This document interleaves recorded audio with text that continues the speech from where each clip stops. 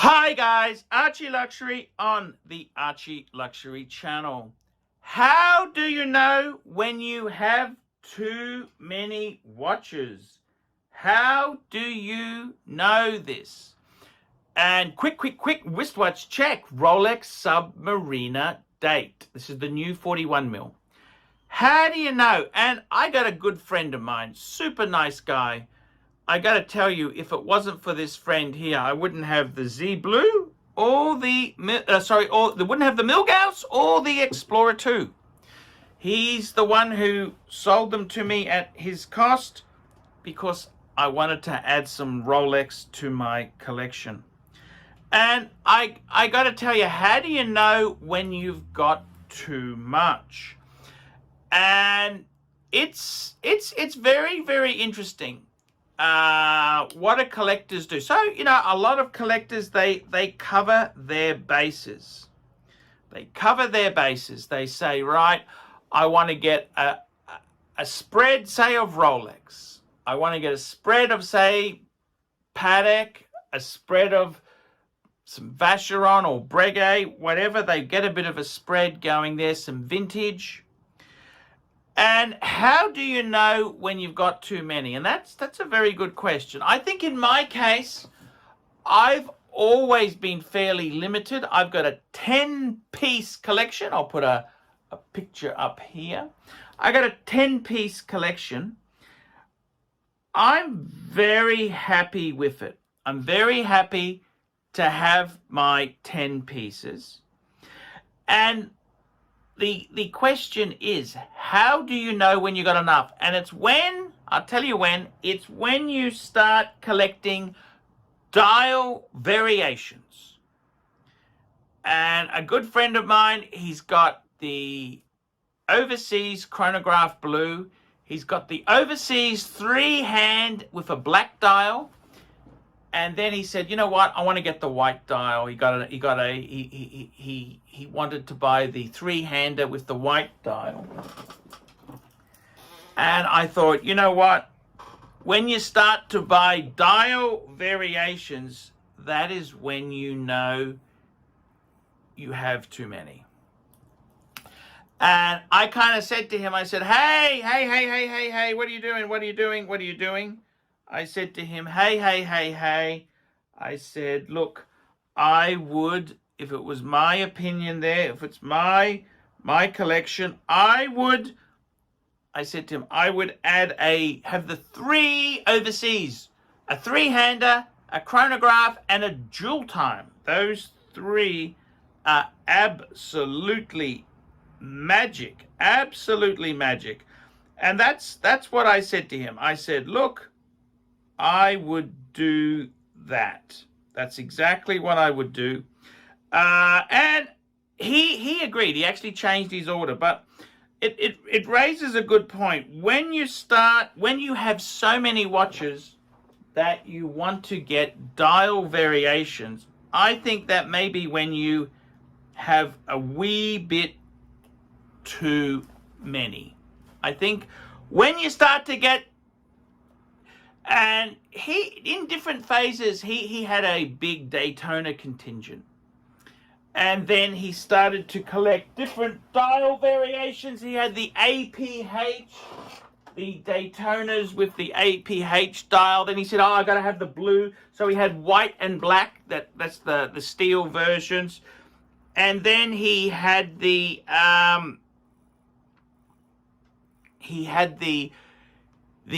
APH, then he wanted to get the Blue Loom version, and just little anomalies, which I think at the end of the day, when you start to collect different dial variations, I think you know you have too many. That's exactly it.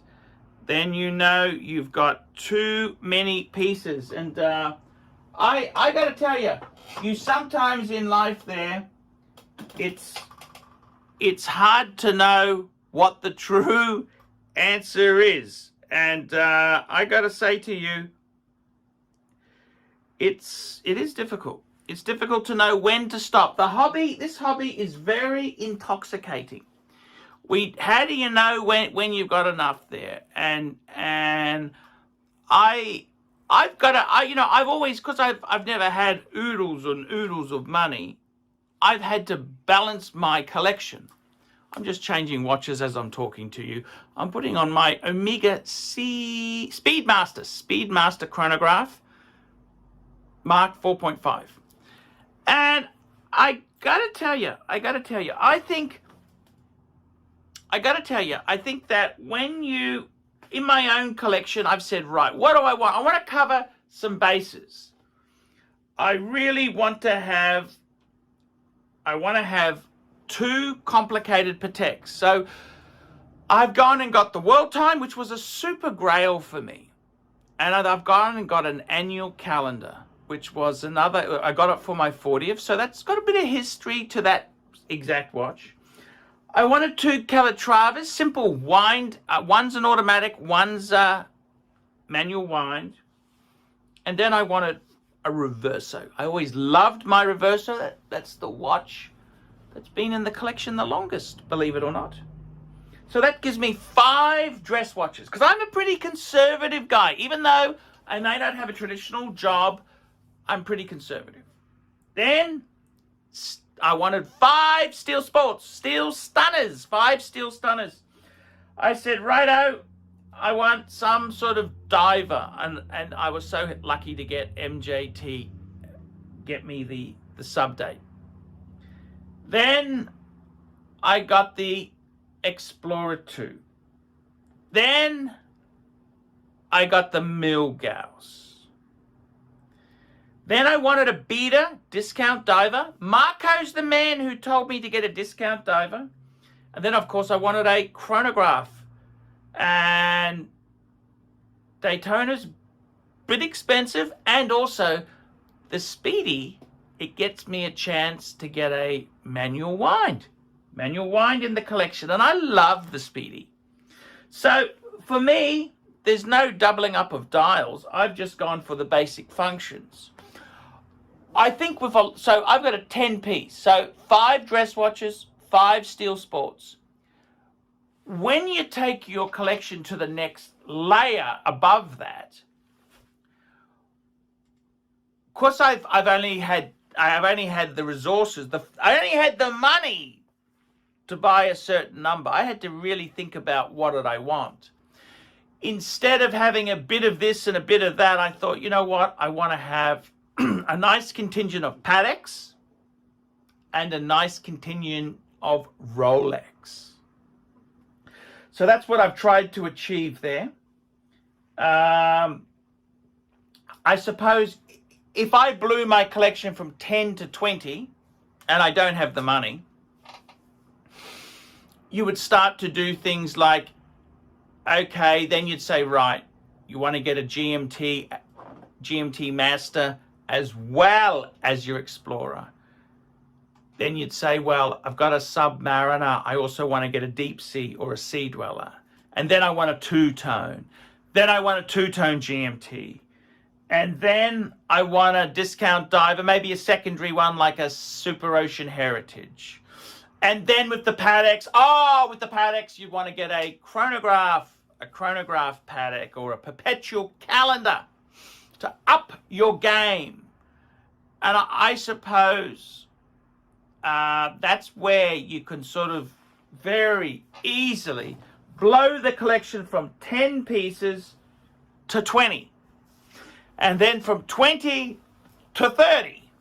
And then if you're going to the 30 stage, you'd say, well, I want a solid gold sub. I want a solid gold GMT. I want a solid gold Daytona. So you start to flip into these really, really cool things. And it's an interesting way. I've been very fortunate to know some really big collectors. And one of my good friends, best friends there, he's got about 50 to 60. I'm never sure because he's always doing a deal or doing something, horse trading on something. But I got to tell you, what has he done different to me? He's got a very large vintage contingent, vintage Rolex.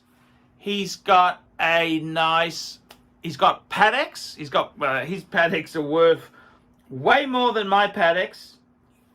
Instead of having a yellow gold world time, he's got a platinum. Instead of having a 5035, he's got a 5036 with the gold bracelet. Amazing stuff. Then he's got a Nautilus. I think he's got a 5726. That's the annual calendar Nautilus. Then he's got, what else has he got? He's got some amazing, he's got some Langes, absolutely death-defying. He's got a perpetual calendar Lange. He's got a datograph. He's got a Lange 1. He's got the Lange 1 25th anniversary edition. He's got I don't know, I think he may have sold, he had an Lange annual calendar as well. But just amazing stuff. And that's kind of what happens when you go to the next layer. For some, I've got to be honest with you there. I think I've kind of hit the number that makes me happy. The most luxury watches I've had is probably, it was probably a couple years ago when I was going one watch per brand. That was probably the most I did it. And I disbanded it when I broke my rule of one watch per brand. I got a second Tudor. That's exactly right. I got the Tudor Hydronaut. I bought that drunk from Ian, the watch dealer. And I gotta be honest with you, that was sort of the downfall. Then I kind of lost sight of one watch per brand. One watch per brand, I had some great pieces there. I had the World Time, I had the Explorer 2, I had a Tudor Black Bay, Omega Speedmaster, Jaeger LeCoultre Reverso. So only one Patek. I had, what else did I have? I had some great stuff. I had Breitling Super Ocean Heritage 2, Hoya, Tag Heuer, Caliber 11, Steve McQueen, Monaco. I had, I'm just trying to, IWC Ingenua 3227. I had the Zenith El Primero, Breguet Type 20. I'm just trying to remember these. What else did I have? I had more than that. Oh, what did I have there?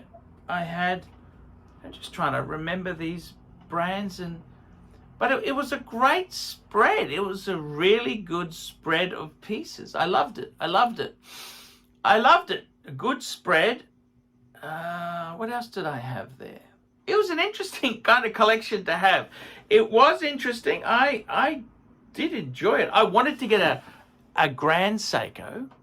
I wanted to get a Lange 1. I wanted to get I had a PAM. That's what I had, a PAM. I had the PAM, the submersible, PAM 24. That's right. It was a nice collection. I had some really cool stuff there. Yeah, I know. It was a great little collection there. But I got to be honest with you, I enjoy kind of a little bit of concentration. I tried that one watch per brand, and I thought, you know what? I wanted to have more than one Rolex, and I wanted to have more than one Patek. And I enjoy that. I think for me, 10-piece really, it kind of works for me. I think the 10-piece is a great thing. I'd probably, MJT's hopefully getting me a Pepsi. I'd love a Pepsi. I would love a Pepsi. The Pepsi would be amazing. If it happens, great. If it doesn't happen, it's not the end of the world. We'll just wait and see. I'm very content. I love the collection. I love it. I love my watches. I do love them. I love them. And I gotta say, I don't think I could have Lange in there. I don't think I could have Lange in there because I got the Pateks and I got one. The Reverso was another dress watch, but if I had a Lange in there, it'd dilute my Pateks. And I got all the books. You know, this is the other thing. I'm a huge person who loves having every book on a certain brand that ever came out there, and I would really like to. I think you lose something if you went into more brands there. You can't have those resources, that library there. So yeah, I gotta say I'm pretty content with that at the moment. But tell me what you think there, guys. I'd love to hear from you.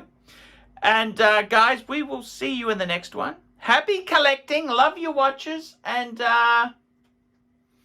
yes, it's always a doom. Don't compare yourself to other people. Buy the watches that you like for yourself. Okay, guys, see you in the next one. Hi guys, ArchieLuxury, and who do I recommend in America? In America, who do I recommend for quality pre-owned wristwatches? David SW, David SW, David SW. Go to davidsw.com. He is the best, the greatest pre-owned dealer in all of the United States of America. David SW, David SW, David SW.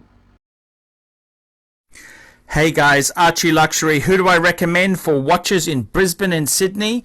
Vintage Watch Co. That's correct. Vintage Watch Co. in Brisbane Arcade in Brisbane and the Strand Arcade in Sydney. Vintage Watch Co. Brisbane and Sydney. Ronnie, I've known him since the late 90s. Ronnie is a top bloke. Luke is a great guy. Vintage Watch Co. That is who I recommend in Australia. Check out Vintage Watch Co. and the guys' amazing range of watches. They also do service and repairs. Vintage Watch Co. That is where the Pontiff goes. You know, some of my Pateks came from Vintage Watch Co. That's right, guys. Vintage Watch Co.